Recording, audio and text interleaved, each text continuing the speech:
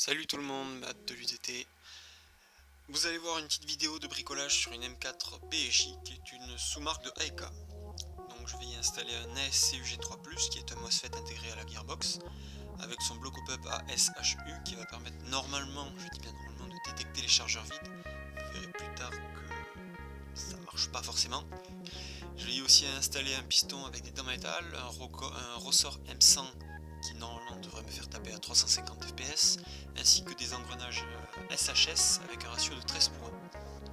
Un truc super intéressant ici, c'est le démontage rapide du ressort sans démonter la gearbox, qui va vous permettre en fait de démonter toute votre gearbox sans que tout vous saute à la figure.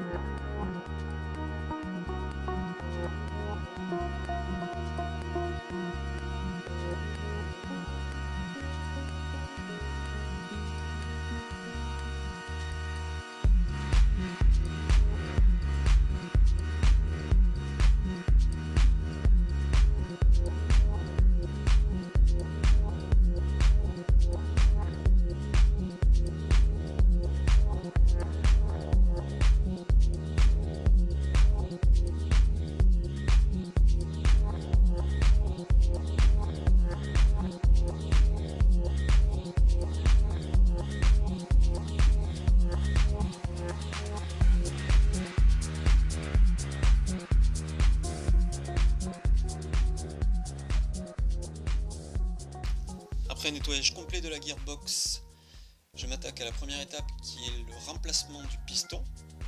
Donc là je démonte la tête de piston et je fais tomber mes roulements à billes pour pouvoir le remplacer par un piston type SHS avec 14 dents en métal.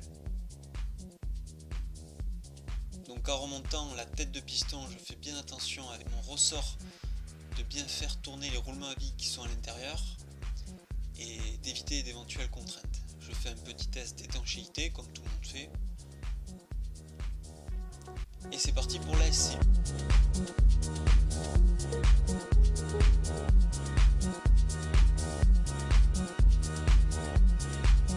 Je déballe la SCU, je sépare les deux parties, les deux circuits intégrés électroniques. Je place la partie inférieure dans la coque de la gearbox et étonnamment, j'ai eu aucun souci d'adaptation, il est rentré tout seul.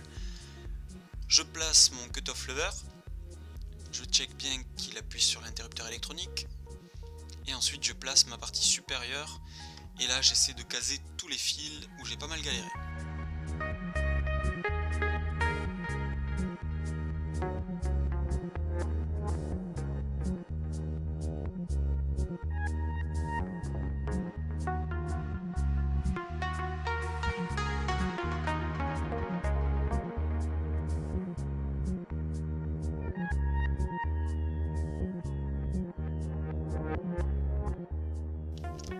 En remontant tout, vous allez voir que j'ai pu pas mal m'énerver.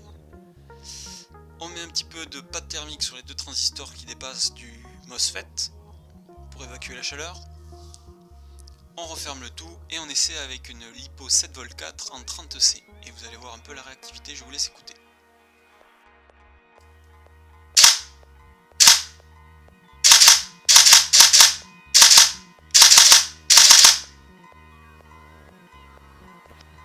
Donc comme vous pouvez le voir, la réactivité est plutôt pas mal. Et là le test du bloc au pop, c'est-à-dire qu'il détecte les plis dans le chargeur. Donc là vous voyez un chargeur plein, je tire. Donc là je peux tirer. Dès que le chargeur est vide, et voilà, je peux plus tirer. Donc je change de chargeur et normalement on est obligé d'appuyer sur le bolt catch pour permettre de tirer. J'ai été surpris parce que là ça n'a pas marché.